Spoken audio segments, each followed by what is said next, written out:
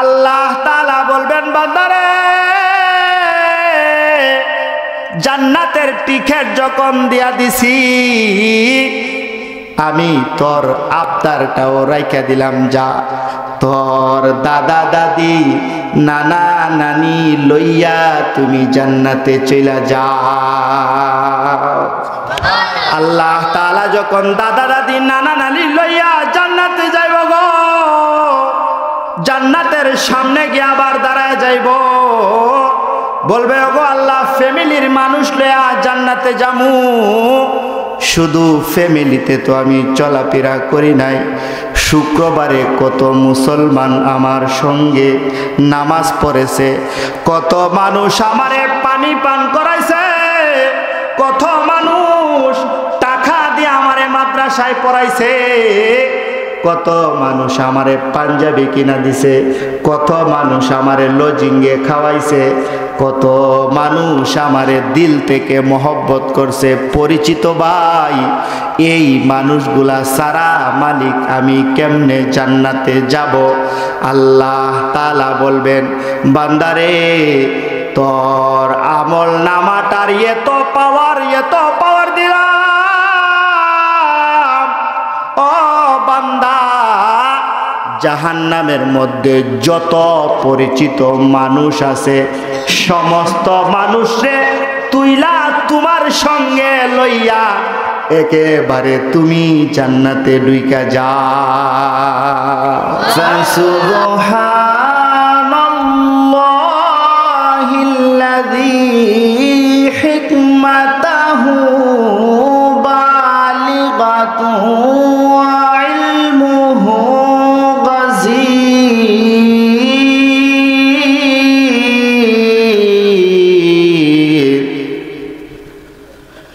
ওয়া নি'ামুহু ওয়াসিলাতুন ইলা কুল্লি সাগীরিন ওয়া কাবীর।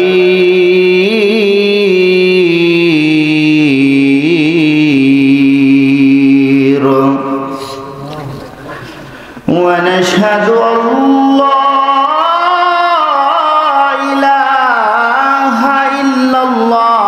وحده لا شريك له ونشهد أن سيدنا ومولانا محمدا عبده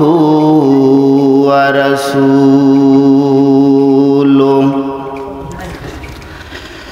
أما بعد فقد قال الله تعالى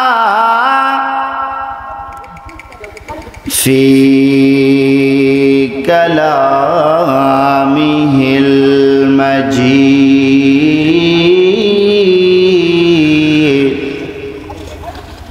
وفي فرقانه الحميد.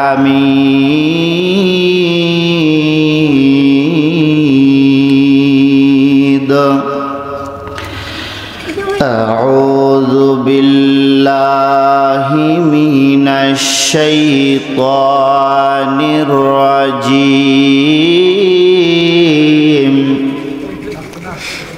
بسم الله الرحمن الرحيم.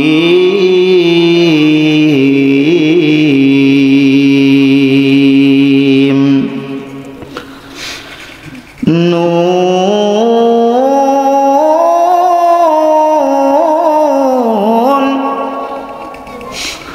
والقلم وما يسطرون. ما أنت بنعمة ربك بمجنون.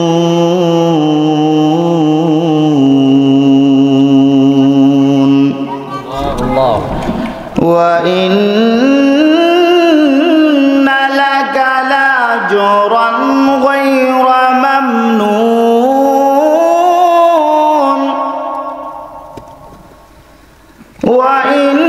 وإنك لعلى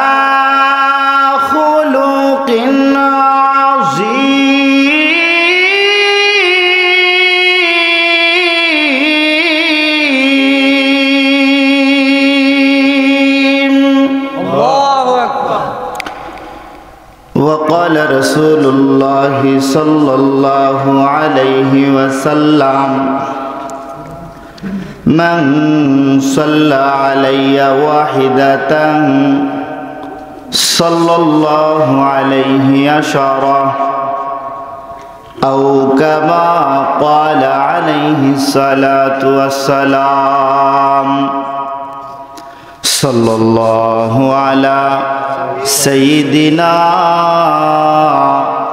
ومولانا محمد وعلى آله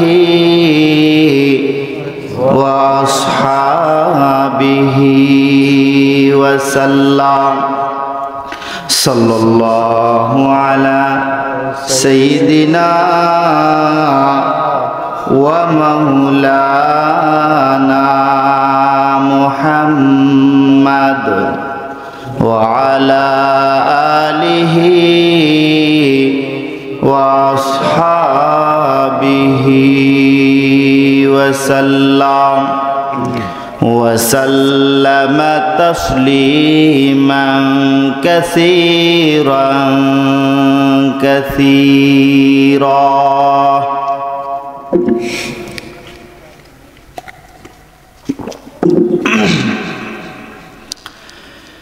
तेरे सिवा महबूब हकीकी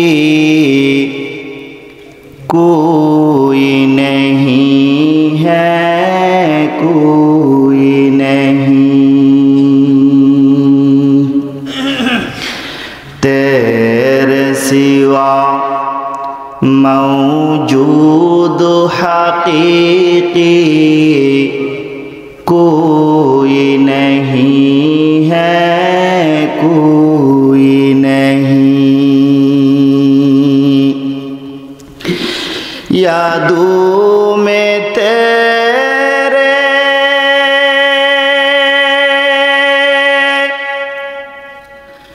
सब को बुला दो,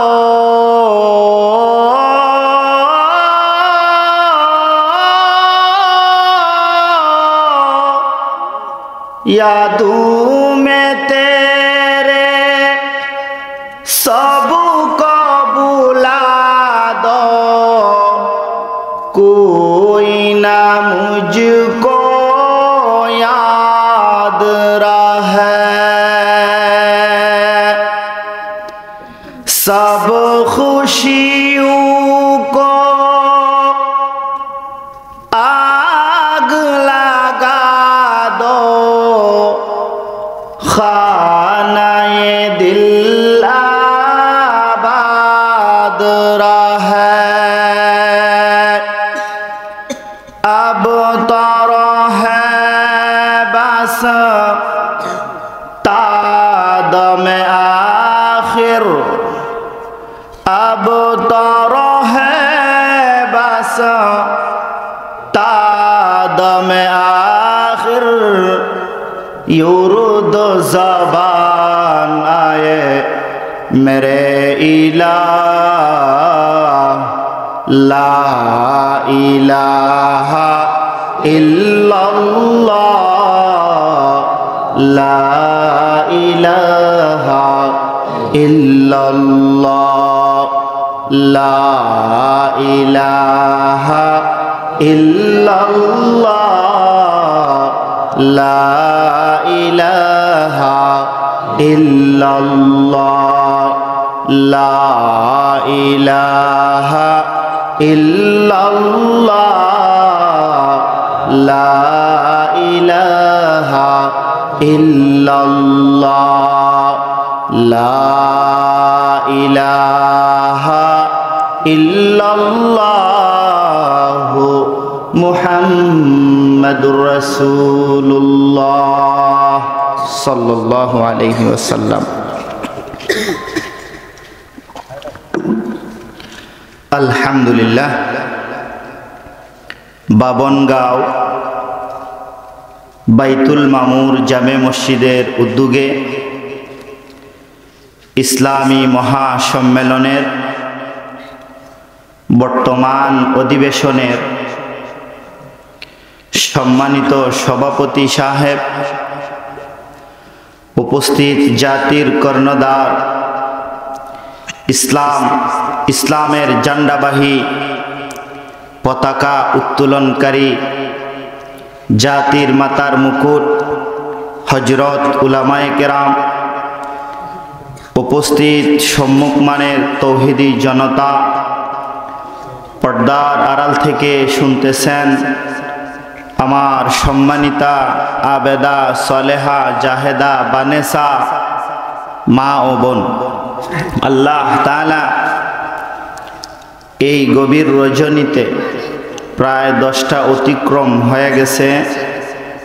আল্লাহ তাআলা বিভিন্ন কাজ থেকে, বিশেষ করে আল্লাহ তাআলার নিয়ামত ঘুম থেকে আল্লাহ তাআলার বাণী শোনার জন্য, রাসূলের সুন্নাহর আলোচনা শোনার জন্য আল্লাহ তাআলা যে আমাদেরকে এই জান্নাতি বাগানে আসার বসার তৌফিক দান করেছেন, সেই জন্য রব্বুল আলামিনের কাছে শুকরিয়া জ্ঞাপন করি আলহামদুলিল্লাহ।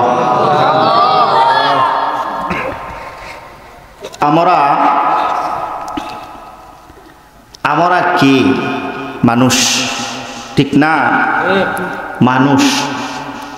মানুষের মধ্যে বহু জাতি আছে না? হিন্দু জাতি, খ্রিস্টান, ইহুদি, নাসারা আছে না?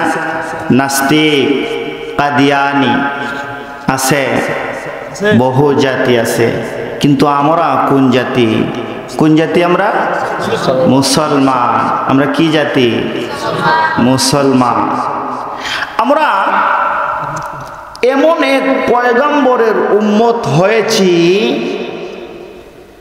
আগেকার যুগের অনেক নবীরাও ওই পয়গম্বরের উম্মত হওয়ার জন্য আফসোস করেছে। বলে সুবহানাল্লাহ।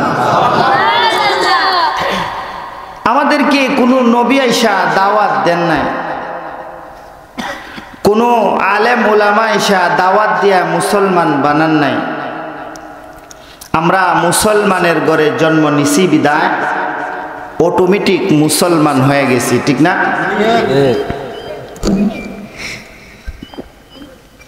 কিন্তু আমরা এমন এক নবীর উম্মত, যেই নবীকে আল্লাহ তাআলা যদি দুনিয়াতে না প্রেরণ করতেন, এই দুনিয়াকে সৃষ্টি করতেন না।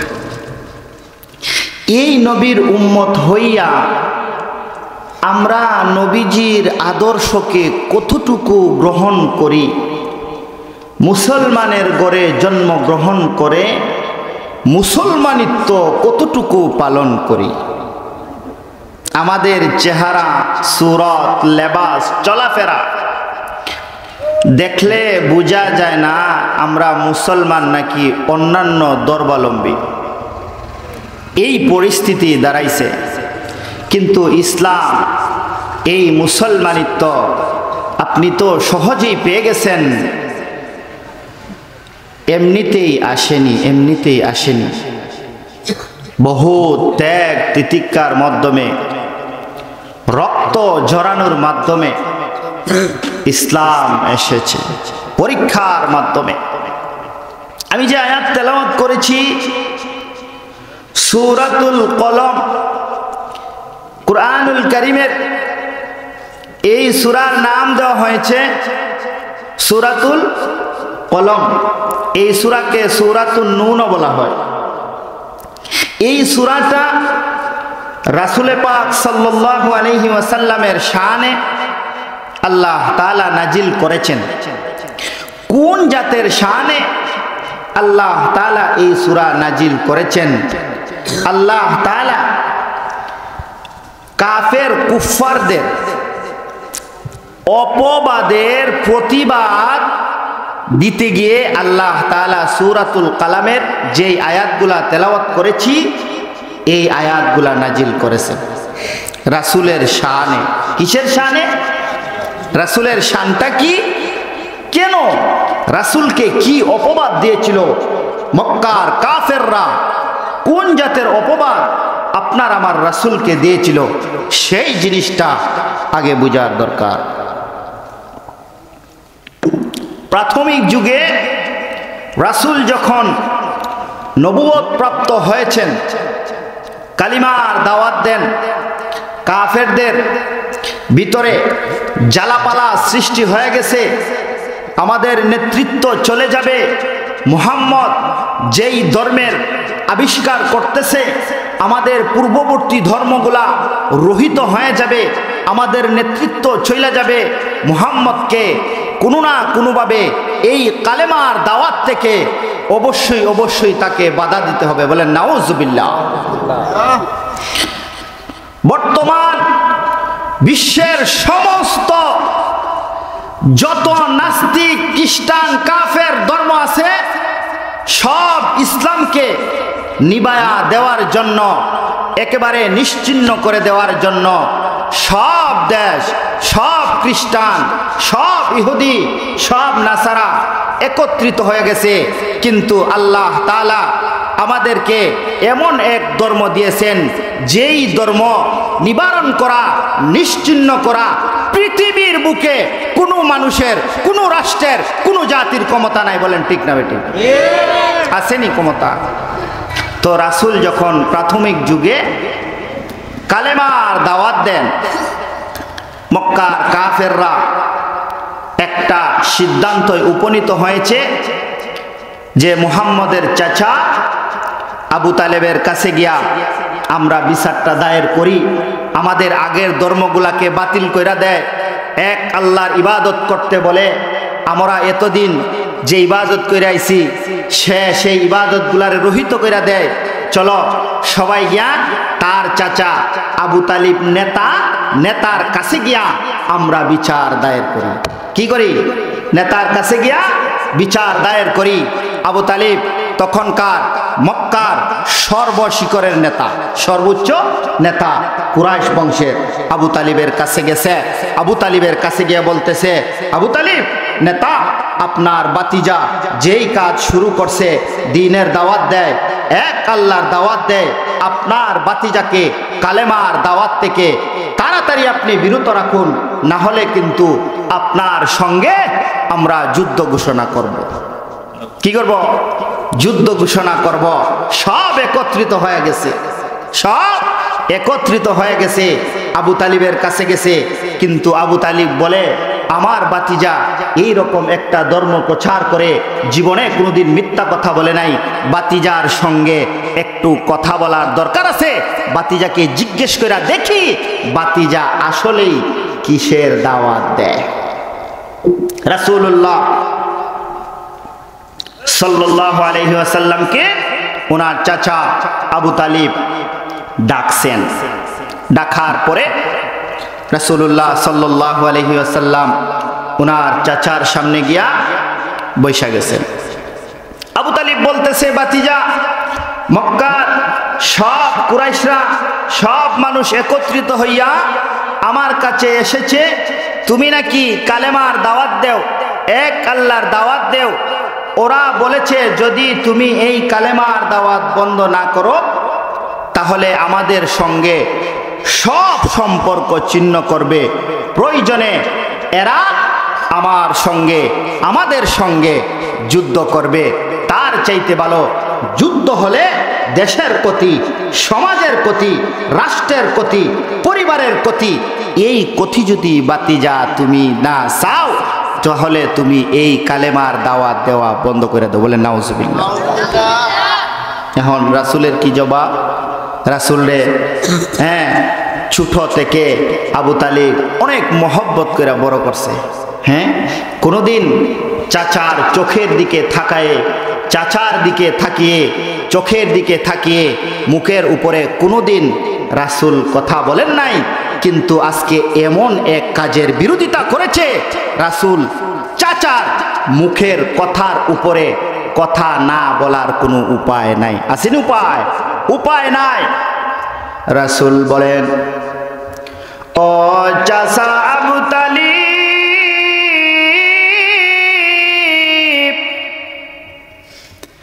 আমি লা ইলাহা ইল্লাল্লাহ এক আল্লাহর দাওয়াত দেই গো, যেন মানুষ আল্লাহ তাআলার ইবাদত করে তার জিন্দেগিটাকে সাজাইতে পারে, এই জন্য আমি দাওয়াত দেই। ও চাচা, কোনোদিন আপনার কোনো আদেশ নিষেধ আমি অমান্য করি নাই, কিন্তু আজকে আমাকে এমন একটা কথা আপনি বলেছেন, ও চাচা, কোনোদিন আপনার মুখের উপরে কোনোদিন আমি তর্ক বিতর্ক করি নাই, কিন্তু আজকে আপনি শুনেন গো, যদি সমস্ত মক্কাবাসী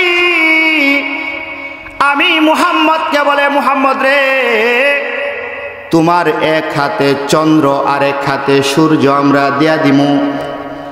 ওগো চাচা, মানুষের ক্ষমতা নাই চন্দ্র সূর্য জমিনে আনার, তারপরেও যদি তারা আয়না আমার হাতে দিয়া বলে, ও মুহাম্মদ, তোমার হাতে আমরা চন্দ্র সূর্য দিয়া দিলাম, তুমি লা ইলাহা ইল্লাল্লাহর দাওয়াত বন্ধ করে দাও, এক আল্লাহর দাওয়াত দেওয়া বন্ধ করে দাও, আমার জিন্দেগি চইলা যাবে, আমি মৃত্যুবরণ হয়ে যাব, লা ইলাহা ইল্লাল্লাহর দাওয়াত আমি কোনো দিনও বন্ধ করতে পারবো না। আবু তালিব চাচা বাতিজার চোখের দিকে তাকাইছে,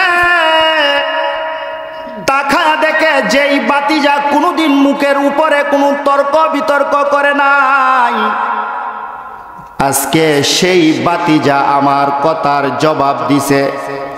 নিশ্চয়ই বাতিজার কথার ভিতরে কোনো লজিক আছে, কোনো কাজ আছে। আমার বাতিজা কোনোদিন মিথ্যা কথা বলে নাই, কোনোদিন আমার সঙ্গে চোখ রাঙাইয়া কথা বলে নাই। ও বাতিজা মুহাম্মদ, তোমার চক্ষু দেখে, তোমার মুখের ভাষা দেখে বোঝা যায় তুমি যেই মালিকের দাওয়াত দেও এটাই হইল সঠিক দাওয়াত। যাও রে বাতিজা যাও, তুমি তোমার দাওয়াতের কাজ গিয়া তুমি চালাও। যদি ওদের সঙ্গে সম্পর্ক ছিন্ন করতে হয়, যদি ওদের সঙ্গে যুদ্ধ করতে হয়, তুমি তোমার কালিমার দাওয়াত চালাও। আমি চাচা আবু তালিব তোমার সঙ্গে আছি। জীবনে কোনোদিন তর্ক করে নাই, কিন্তু আজকে ডাইরেক্ট পাল্টা জবাব ছাড়তাম না। জীবনে কোনোদিন চোখ রাঙিয়ে কথা বলেনি, কিন্তু আজকে ডাইরেক্ট প্রতিবাদ। চাচাও বুঝতে পারছে বাতিজা তো এটা সাধারণ বাতিজা না। মক্কার কাফেররা এখন যুদ্ধ করব, যুদ্ধ করলে দেশের প্রতি এরা আরেকটা মিটিং বসে চক্রান্ত। এখন মুহাম্মদ রে কিভাবে ঠেকানো যায়, কালেমার দাওয়াত থেকে কিভাবে ঠেকানো যায়, বড় চিন্তা। বড় বড় নেতারা মাথা গরম হয়ে গেছে, মিটিং এর মধ্যে বসেছে। মিটিং এর মধ্যে বসে বলছে যে এক কাজ করো, মুহাম্মদ রে আমরা সারা দেশে ছড়িয়ে দেব। মুহাম্মদ পাগল হয়ে গেছে, বলে নাউজুবিল্লাহ। আরেকজন উঠে বলে মুহাম্মদ রে আমরা বলবো মুহাম্মদ রে জিনে আক্রমণ করে, বলে নাউজুবিল্লাহ। বলে কেমনে জিনে আক্রমণ করে? দেখবে শীতের দিনেও মুহাম্মদের শরীর থেকে গাম বেয়ে বেয়ে পড়ে, যদি জিনে ওরে আসর না করে তাহলে শীতের দিনও গামবে কেন? যুক্তি তো ঠিক আছে। হ্যাঁ হ্যাঁ, শীতের দিনও গামবে কেন? আল্লাহর রাসূল বলেন, আল্লাহ তাআলা আমার উপরে যে কুরআন নাজিল করেন গো, আল্লাহ তাআলা বলেন, লাউ আনজালনা হাযাল কুরআনা আলা জাবালিন লারাআইতাহু খাশিআম মুতাসাদ্দিআম মিন খাশিয়াতিল্লাহ।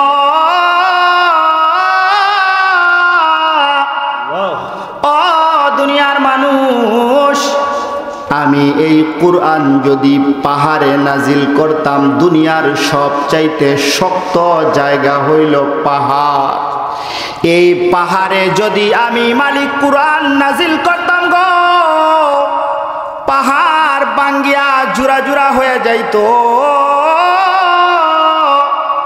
এই কুরআন পাহাড়ে ধারণ করার কোনো ক্ষমতা নাই, এই জমিন কুরআন ধারণ করার কোনো ক্ষমতা নাই। আসমানে যদি আল্লাহ তাআলা কুরআন নাজিল করতেন, আসমান ভাঙ্গিয়া জুরা জুরা হয়ে যাইত। কিন্তু সরকারে দু আলম রাহমাতাল লিল আলামিনের কলবে আল্লাহ তাআলা কুরআন ডাইলা দিছেন। রাসূল বলেন সাহাবায়ে কেরাম রে, কুরআনের এত লুট, কুরআন যখন গন্টির আকারে আমার কলবের ভিতরে আল্লাহ তাআলা নাজিল করেন, মনে হয় যেন উহুদ পাহাড়টা আমার বুকের মধ্যে চাইপা বসে গেছে। হযরত আয়েশা সিদ্দিকা রাদিয়াল্লাহু তাআলা আনহু বলেন, রাত্রে যখন রাসূল আমার সঙ্গে ঘুমাইতেন, রাসূলের চেহারা মুবারক দিয়া মুক্তার দানার মতো ঘাম বায়া বায়া পড়ত। আয়েশা জিজ্ঞেস করে, রাসূল গো, আপনার চেহারা দিয়া কেন ঘাম বায়া বায়া পড়ে? রাসূল বলেন, আয়েশা গো, কুরআনের এত লুট, যখন গন্টি আকারে আল্লাহ তাআলা আমার উপরে কুরআন নাজিল করেন, আমার বড় কষ্ট হয়। এই কুরআনের লুটটা কতটুক, যদি আসমানে দিত, আসমান ভাঙ্গিয়া সরকার হয়ে যেত। যদি পাহাড়ে দিত, পাহাড় ভেঙ্গে চূর্ণ বিচূর্ণ হয়ে যেত। এই কুরআন রাসূলকে, রাসূলের কলবের ভিতরে আল্লাহ তাআলা ঢুকায় দিয়েছেন। এটার ওজন কি কম না বেশি? কম না বেশি? এই জন্য রাসূলের বড় কষ্ট হয়। অনেক রকম ভাবে কুরআন নাজিল হয়েছে, কিন্তু একটা হয়েছে চরচর গন্টি রূপে যেটা নাজিল হয়, এটা বড় ওজনদার। হ্যাঁ, ওরা কি বলে যে মুহাম্মদ রে জিনে ধরছে, মুহাম্মদ কি হইছে? পাগল হয়ে গেছে। বলেন নাউজুবিল্লাহ। আল্লাহ তাআলা শুনতাছেন নি? আপনারা কি কয়? আল্লাহ তাআলা শুনেননি? আল্লাহ তাআলা দেখতেছেন তার বন্ধুকে। ওরা অপবাদ দিছে। কিসের অপবাদ? পাগলের অপবাদ দিছে, জিনে ধরার অপবাদ দিছে। আল্লাহ তাআলা শুনতেছে। রাসূলের চেহারাটা মলিন হয়ে গেছে। আল্লাহ তাআলা বলেন, নুন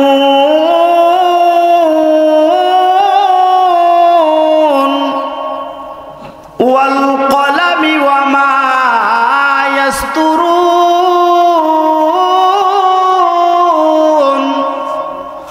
ও বন্ধু গো,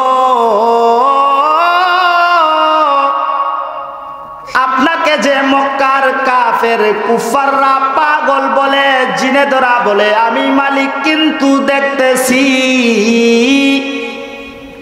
আমি আল্লাহ তাআলা বলতেছি, নুন, নুনের কসম কাইলাম, ওয়াল কলাম, কলামের কসম কাইলাম, ইয়াসতুরুন, আমি আল্লাহ কলম দ্বারা যা কিছু লেখা হয়েছে তার কসম কাইলাম। মা তাবি নি'মাতি রাব্বিকা বিমাজনুন।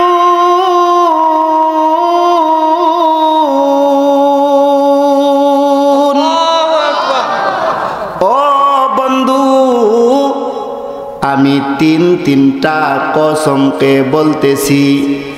আপনার রবের অনুগ্রহে, আপনার রবের ভালোবাসায়, আপনার রবের মহব্বতে আপনি কোনোদিনও পাগল হতে পারেন না। আপনি কোনোদিনও পাগল হতে পারেন না। আপনার নীতিমালা আদর্শ মেনে যদি মানুষ তার সংসার চালায়, এই সংসারে কোনোদিনও অশান্তি হওয়ার কথা নয়। আপনার নীতিমালা আদর্শ মেনে যদি গো বন্ধু, যদি কেউ দেশ চালায়, এই দেশে কোনোদিন বিশৃঙ্খলা হওয়ার কথা নয়। আপনার নীতিমালা আদর্শ মেনে যদি মানুষ তার জীবনটা পরিচালনা করে গো, তার অশান্তি হওয়ার কথা নয়। বলেন ঠিক না ঠিক? এখন আল্লাহ তাআলা জবাব দিছেন, কাফেরদের জবাব দিছেন। কি জবাব দিছেন? নুনের কসম খাইছেন, কলমের কসম খাইছেন, কলম দ্বারা যা কিছু লেখা হয়েছে তার কসম খেয়েছেন। এখন আল্লাহ তাআলা তো বন্ধুর জন্য কসম খাইছেন, যেই বন্ধুরে না বানাইলে আসমান জমিন বানাইতো না। এই বন্ধুর জন্য 3টা কসম খাইছেন। এই নুনের কসম যে খাইলেন, কলমের কসম যে খাইলেন, এগুলা কোন জাতের কসম খাইলেন? সাধারণ নাকি অসাধারণ? এইগুলা বোঝার দরকার আছে না নাই? নুন হরফে মুকাত্তাত, এটার অর্থ একমাত্র আল্লাহই জানে। কিন্তু তারপরেও যারা বিশিষ্ট তাফসীর কারক, যাদেরকে বলা হয় রসিকগণ, রসিকি তাফসীর, যারা তাফসীর করে, তাফসীরে নূরুল কুরআন নামক একটা তাফসীরের কিতাবে নুনের ব্যাখ্যায় লিখেছে, এই নুনের ব্যাখ্যাটা হইল একটা মাছ। একটা কি মাছ? তে আল্লাহ তাআলা মাছের কসম খাইলেন। মাছের কসম খায়া রাসূলকে বলতেছেন, আপনি আপনার রবের অনুগ্রহে আপনি পাগল নন, মাছের কসম খাইলেন। এটা কোন জাতের মাছ?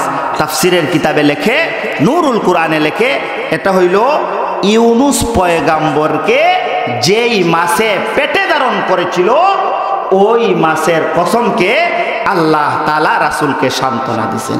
তো ইউনুস পয়গাম্বরকে আল্লাহ তাআলা যেই মাছের পেটে রাইখা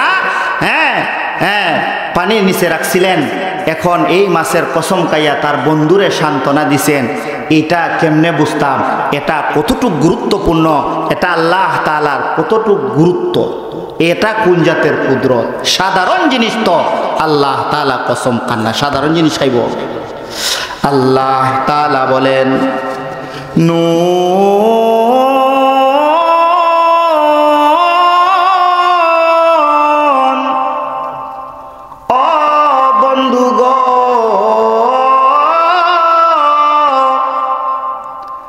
আমি মালিক নুনের কসম খাইলাম। নুনের কসম বলতে আমার পয়গাম্বর ইউনুসের কসম খাইলাম। ইউনুসের যে মাছকে পেটে ধারণ করেছিল সেই মাছের কসম খাইলাম। আমি আল্লাহ তাআলা তো সাধারণ জিনিসের কসম খাই না। ও দুনিয়ার মানুষ, একটু চিন্তা কইরা দেখেন, দুনিয়ার মানুষ পানির নিচে 5 মিনিট 10 মিনিট এর উপরে থাকার কোনো ক্ষমতা নাই, আসেনি? মানুষের কোনো ক্ষমতা নাই। আল্লাহ তাআলা বলেন, নুন, ও বন্ধুগো, আমি আল্লাহ নুনের কসম খাইলাম বলতে আমার ইউনুস পয়গাম্বরের মাছের কসম খাইলাম। আমার পয়গাম্বর ইউনুসকে আমি আল্লাহ তাআলা 3টা অন্ধকারের ভিতরে ঢুকাইছি। একটা অন্ধকার হইল পানির নিচের অন্ধকার, 2 নাম্বার অন্ধকার হইল মাছের পেটের ভিতরে আরেকটা অন্ধকার, 3 নাম্বার অন্ধকার হইল একেবারে সাগরের তলদেশের অন্ধকার। 3টা অন্ধকারের ভিতরে একেবারে পানির তলদেশে আমি আল্লাহ তাআলা আমার পয়গাম্বর ইউনুসকে নিয়ে ঢুকাইছি। 1 দিন 2 দিন নয় গো, আমি আল্লাহ তাআলা 40 দিন আমার পয়গাম্বর ইউনুসকে মাছের পেটে রাখছি। দুনিয়ার মানুষ 1 মিনিট 2 মিনিট 5 মিনিটের উপরে পানির নিচে থাকার ক্ষমতা নাই। আমি আল্লাহ তাআলা বুঝায় দিলাম গো বন্ধু, ও বন্ধু, আমি আল্লাহ তাআলা যদি বাঁচাইতে পারি, পানির নিচেও বাঁচাইতে পারি। বলেন ঠিক না বেটি? আমি আল্লাহ যদি বাঁচাইতে পারি গো মানুষকে সাধারণ জীবন দিয়া, দুনিয়াতেও আমি আল্লাহ তাআলা বাঁচায় রাখতে পারি। আমি আল্লাহ তাআলা যদি ইচ্ছা করি আমার পয়গাম্বরকে আগুনের মধ্যে ফালাইয়াও আমি আল্লাহ তাআলা বাঁচাইয়া রাখতে পারি। আমি আল্লাহ তাআলা যদি ইচ্ছা করি গো পাহাড়ের গুহার ভিতরে ঢুকাইয়া 372 বছর মালিক বাঁচাইয়া রাখতে পারে। মোট কথা আল্লাহ তাআলা 40 দিন মাছের পেটে পয়গম্বর ইউনুসকে রেখেছেন। দুনিয়ার কোনো মানুষ 5 মিনিট পানির নিচে থাকার ক্ষমতা নাই। এর মানে আল্লাহ তাআলা বুঝাইলেন, বাঁচানের মালিক আমি আল্লাহ, পানির নিচেও আমি মালিক বাঁচাই, জমিনের উপরেও আমি মালিক বাঁচাই, আগুনের মধ্যেও আমি আল্লাহ তাআলা বাঁচাই, পাহাড়ের গর্তের ভিতরে রাইকাও আমি আল্লাহ তাআলা মানুষকে বাঁচাই। সে হইল আমার আল্লাহ তাআলার সবচাইতে দামি কুদরত, যে আল্লাহ তাআলা মানুষকে বাঁচান। আল্লাহ তাআলা বলেন, নুন, ও বন্ধুগো, আমি নুন বলতে বাঁচা মরার কসমকে বলতেছি। মা তাবি নি'মাতি রাব্বিকা বিমাজনুন।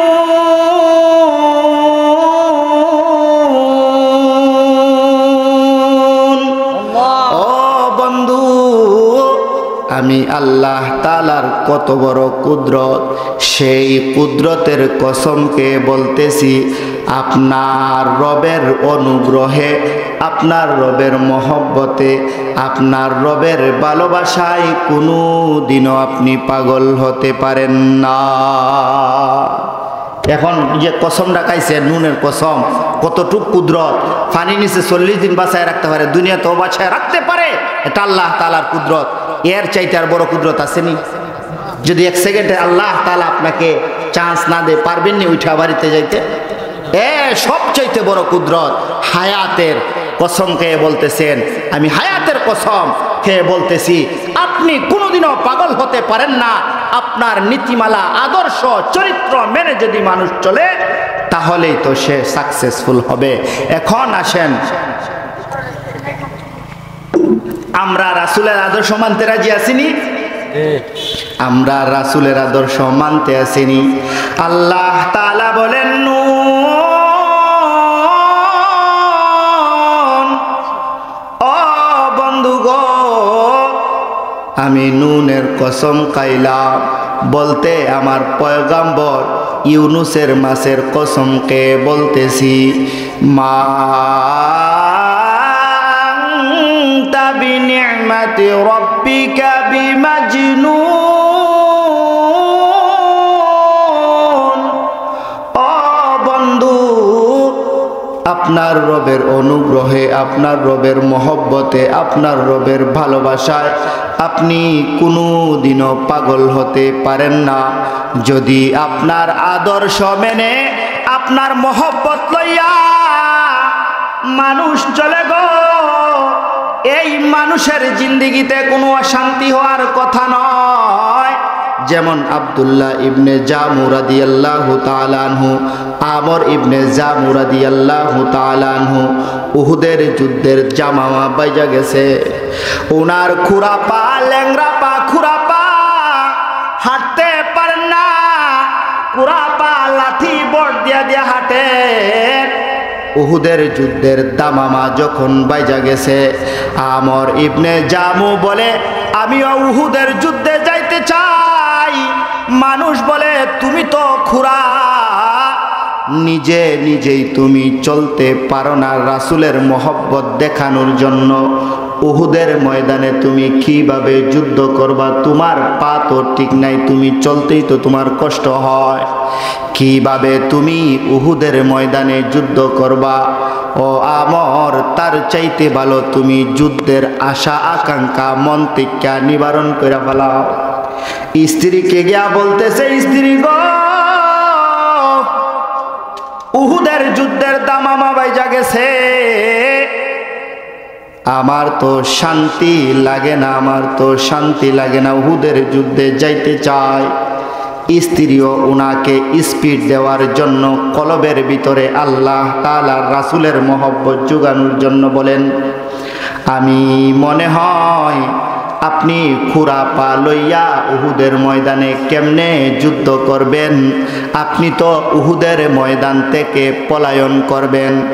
আব্দুল্লাহ ইবনুল জামু রাদিয়াল্লাহু তাআলা আনহু ওনার কলবের ভিতরে এমন একটা স্পিড আইছে, জিহাদের যন্ত্রগুনা লইয়া পশ্চিম দিকে আল্লাহ তাআলার কাছে হাত তুলা দিছে। আল্লাহ তাআলার কাছে হাত তুলা দোয়া করে, আল্লাহুম্মা লা তুরাদ্দানি ইলা আহলিহা, আল্লাহুম্মা লা তুরাদ্দানি ইলা আহলিহা।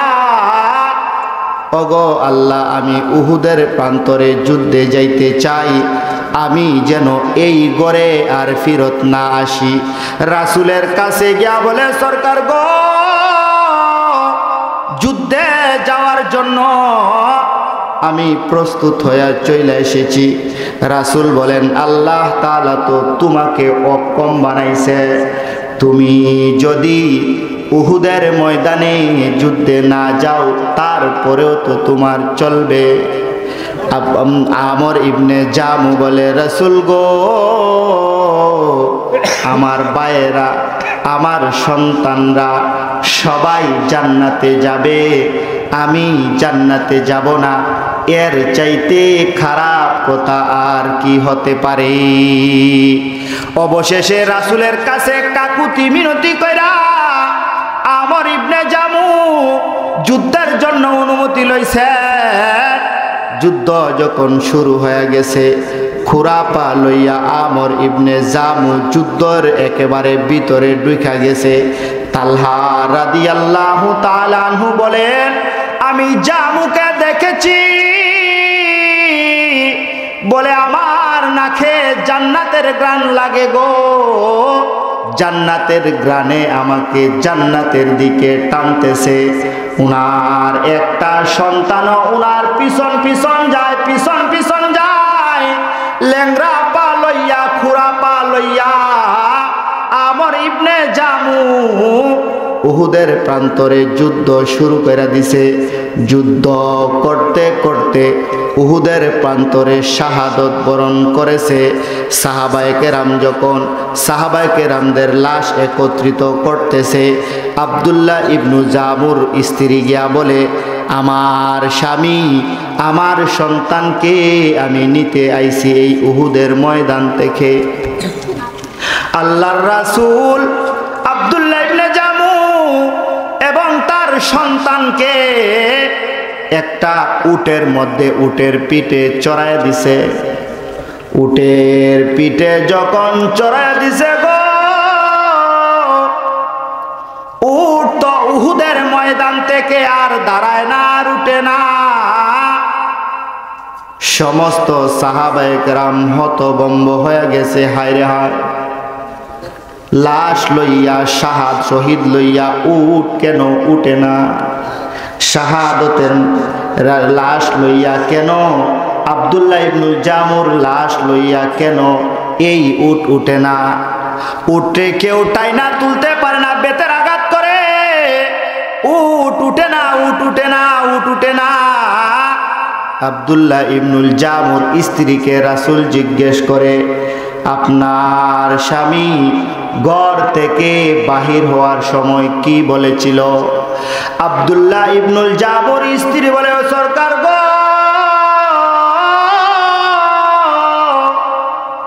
আমার স্বামী যখন ঘর থেকে বাহির হইতে লইছে, পশ্চিম দিকে কেবলার দিকে তাকাইয়া আল্লাহ তাআলার কাছে দোয়া করেছে, আল্লাহুম্মা লা তুরাদ্দানি ইলা আহলিহা, ওগো আল্লাহ, আমাকে যেন এই ঘরে আর ফিরত আনা না হয়। রাসূল বলেন, ওরে জামুর স্ত্রী, আপনার স্বামীর দোয়া আল্লাহ তাআলা এমন ভাবে কবুল করেছে, এই উটকে নির্দেশ দিছে যেন আব্দুল্লাহ ইবনুল জামুরে লইয়া বাড়িতে লইয়া না যায়, উহুদের ময়দানে যেন তাকে দাফন করা হয়। কেমন তামান্না, রাসূলের কেমন প্রেমিক। আল্লাহ তাআলা বলেন,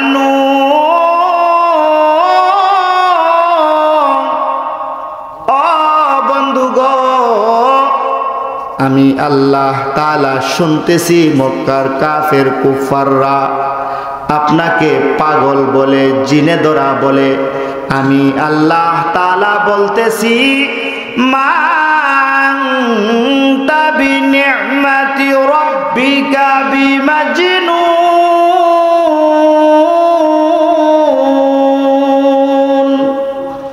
ও বন্ধু, আপনার রবের অনুগ্রহে, আপনার রবের মহব্বতে, আপনার রবের ভালোবাসায় আপনি কোনোদিনও পাগল হতে পারেন না। আল্লাহ তাআলা যে এই যে নুনের কসম খাইছেন, এটা কি সাধারণ নাকি অসাধারণ? অসাধারণ। আল্লাহ তাআলার অসাধারণ কুদরতের কসম খেয়ে বলতেছেন, বন্ধু আপনি কোনোদিন পাগল হতে পারেন না। আপনার আদর্শ নীতিমালা মেনে যদি মানুষ চলতে পারে তাহলেই মানুষ সাকসেসফুলতা পাবে। বলেন ঠিক না বেডি? 2 নাম্বার ব্যাখ্যা নুনের ব্যাখ্যা, নুনের ব্যাখ্যা 2 নাম্বার ব্যাখ্যা তাফসিরে ইবনে কাসিরে লেখে আল্লাহ তাআলা যে নুনের কসম খাইছেন, এই নুনটা কতটুকু গুরুত্বপূর্ণ। তাফসিরে ইবনে কাসিরের মধ্যে লেখে এই নুনের ব্যাখ্যা করতে গিয়ে লেখে ওইটাও একটা মাছ। ওইটা একটা কি মাছ? মাছটা কোন জাতের মাছ? আল্লাহ তাআলা বলেন লিল্লাহি মা ফিস সামাওয়াতি ওয়া মা ফিল আরদ। ও দুনিয়ার মানুষ, আসমান জমিনে যা কিছু আছে গো সব কিছুর মালিককে। আল্লাহ তাআলা বলেন আসমান জমিনের সব কিছুর মালিক হইল আল্লাহ। আমি আল্লাহ তাআলা এই দুনিয়াটাকে বানাইছি। কেমন ভাবে বানাইছি গো? তাফসিরে ইবনে কাসিরের মধ্যে লেখে এই দুনিয়াটাকে আল্লাহ তাআলা একটা মাছ তৈরি করছেন।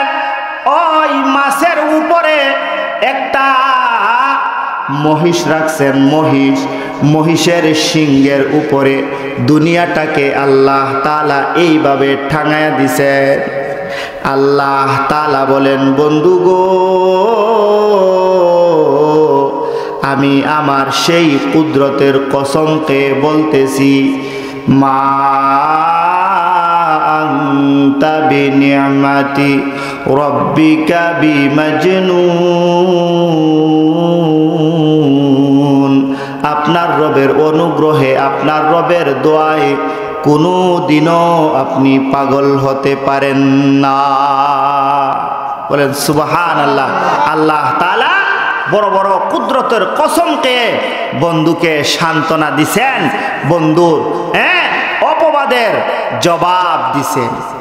আমরা সবাই রাসূলের সৈনিক, রাসূলের চরিত্র, রাসূলের রঙে নিজেকে রাঙাইতে চাই কি চাই না?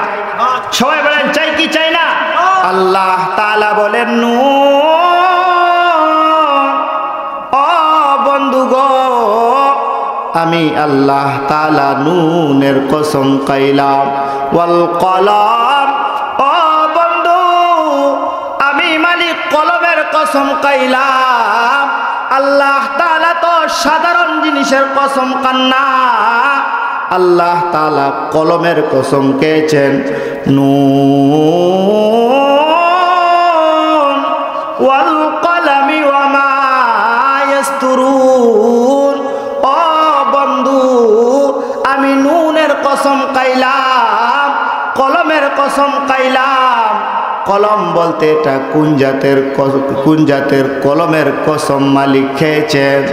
তাফসিরের কিতাবের মধ্যে লেখেন দুনিয়া সৃষ্টির 50,000 বছর আগে আল্লাহ তাআলা একটা কলম তৈরি করছেন।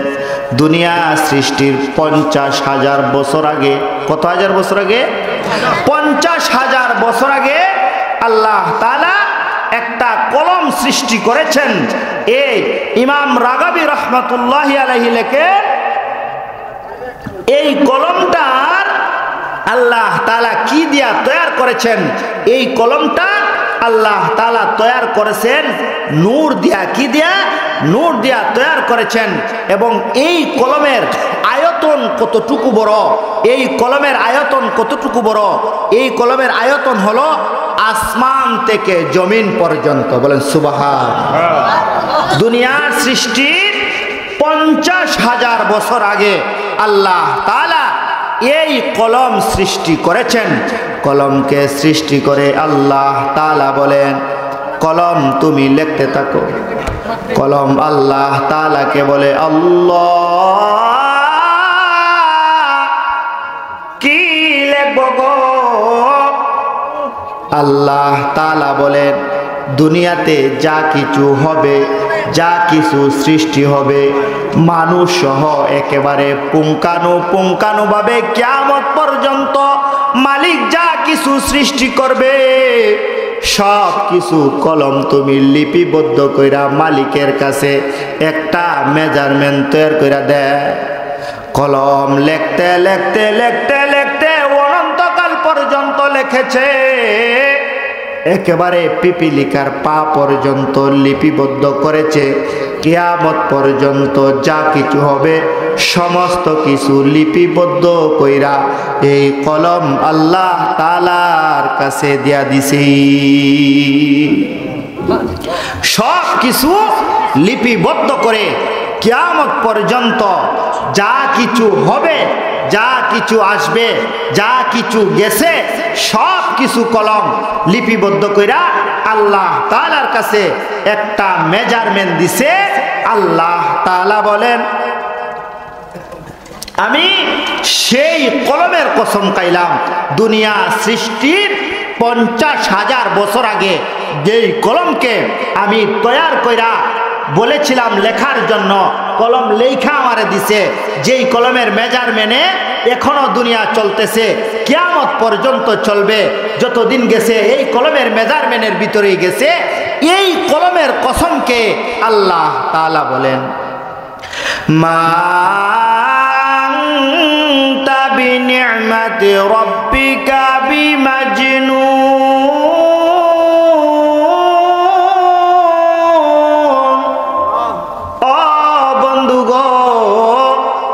আমি আল্লাহ তাআলা কলমের কসম খাইলাম। কলম বলতে কোন কলমের কসম খাইলাম গো? দুনিয়া সৃষ্টির 50,000 বছর আগে আমি আল্লাহ তাআলা কলম বানায়া দুনিয়াটাকে লিপিবদ্ধ করে রাখছি। এইটা আল্লাহ তাআলার কুদরত নিনা কুদরত না? বলেন কুদরত নিনা কুদরত না? আল্লাহ তাআলা বলেন, আমার সেই কুদরতি কলমের কসম, আপনার রবের অনুগ্রহে আপনি কোনোদিনও পাগল হতে পারেন না। সুবহানাল্লাহ। আল্লাহ তাআলা বলেন,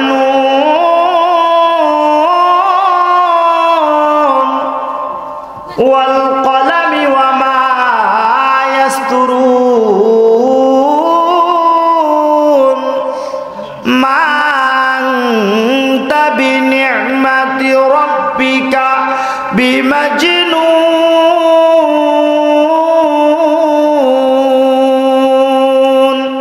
আল্লাহ তাআলা বলেন, বন্ধু আমি মালিক নুনের কসম খাইলাম, কলমের কসম খাইলাম, কলম দ্বারা যা কিছু লেখা হয় গো সব কিছুর কসমকে বলতেছি, আপনার রবের অনুগ্রহে আপনি কোনোদিনও পাগল হতে পারেন না। এখন বুঝলাম নুন বড় গুরুত্বপূর্ণ জিনিস। গুরুত্বপূর্ণ জিনিসের কসম খেয়েছেন। কলম আল্লাহ তাআলা দুনিয়া সৃষ্টির 50,000 বছর আগে এই কলম তৈরি করেছেন। এটা আল্লাহ তাআলার কুদরত। সেই কুদরতের কসমকে মালিক বন্ধুরে সান্ত্বনা দিতেছেন।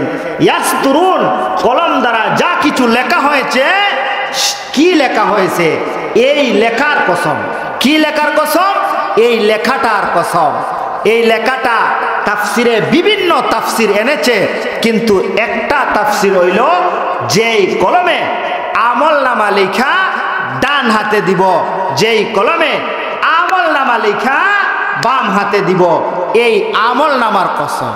আমলনামা হইল মানুষের সব সবচাইতে বড় সম্পদ, সবচাইতে বড় সম্পদ।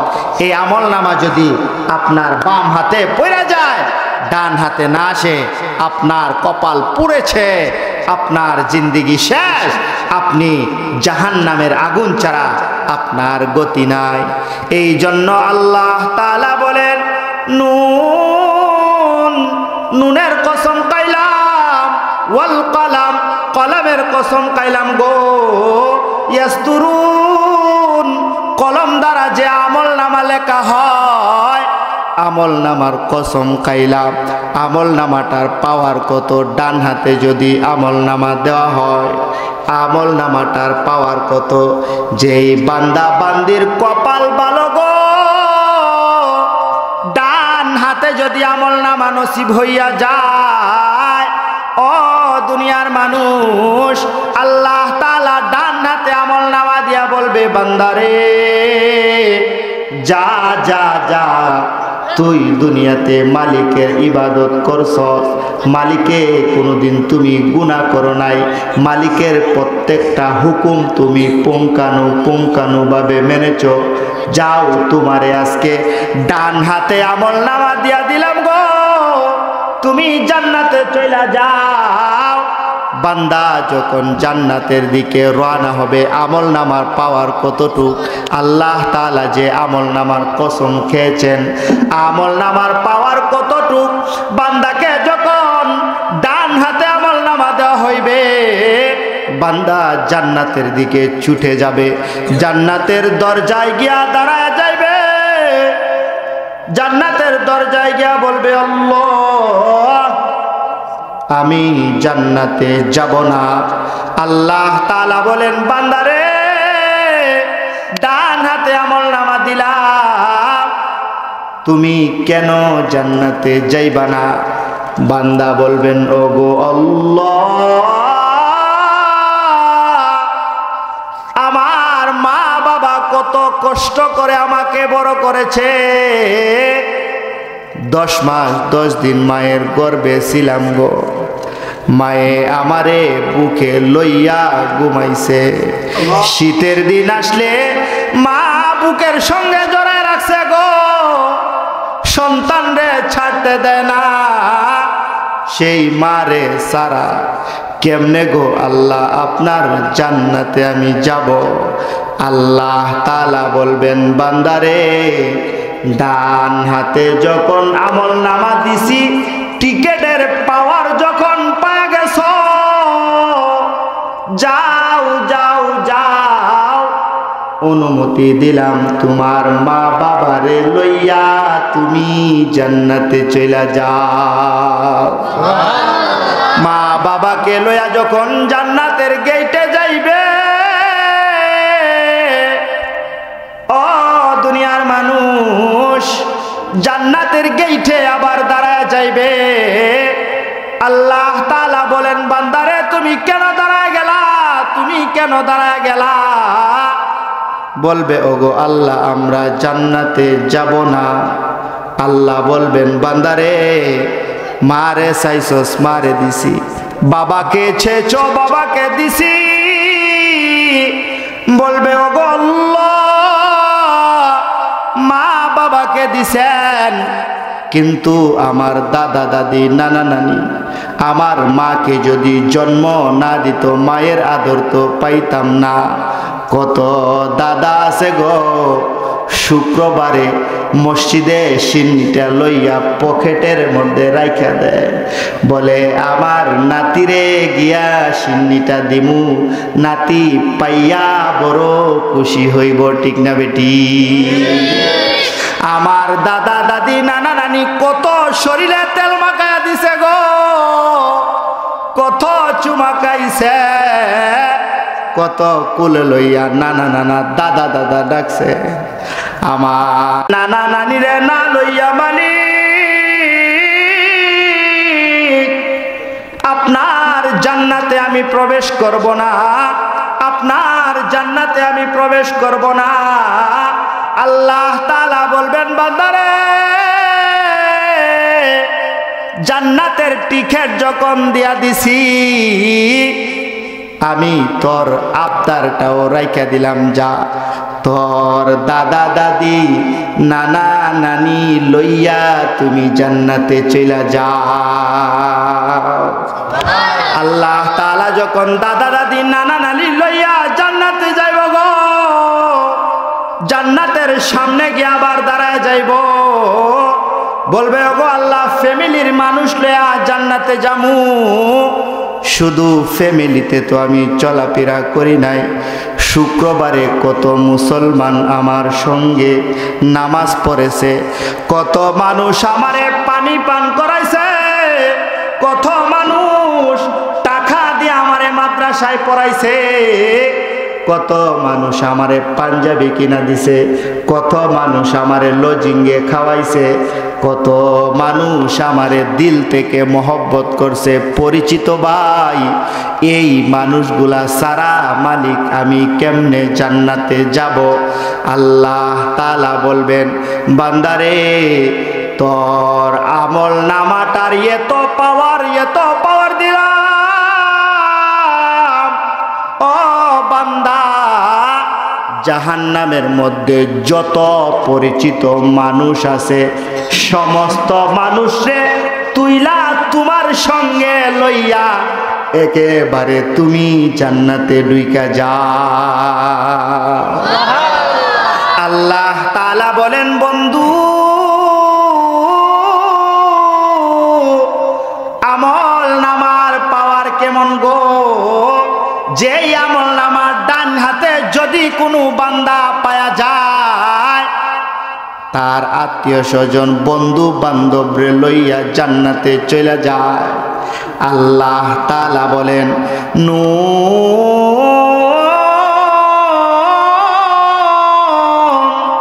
ওয়াল কলামি ওয়া মা ইয়াসতুরুন মা আনতা বিনি'মাতি রাব্বিকা বিমাজনুন।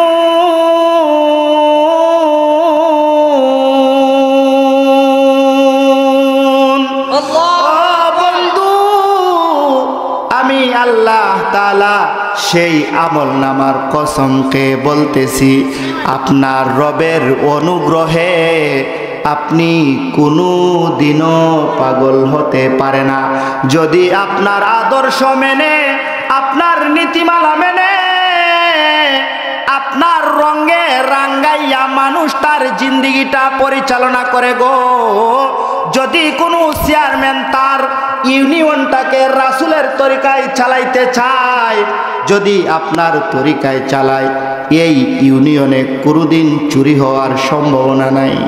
যদি কোনো এমপি রাসূলের তরিকা লইয়া তার সংসদটা চালায়, তার এমপিত্ব চালায়, এই দেশে কোনো অরাজকতা হওয়ার চিন্তা ভাবনা নাই।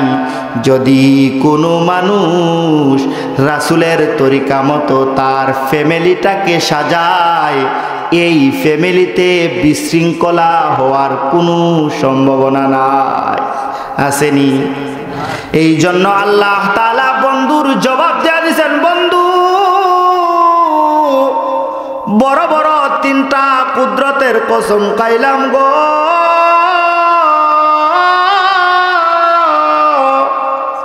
এই তিন কুদরতের কসমকে বলতেছি, মা আনতা বিনি'মাতি রাব্বিকা বিমাজনুন।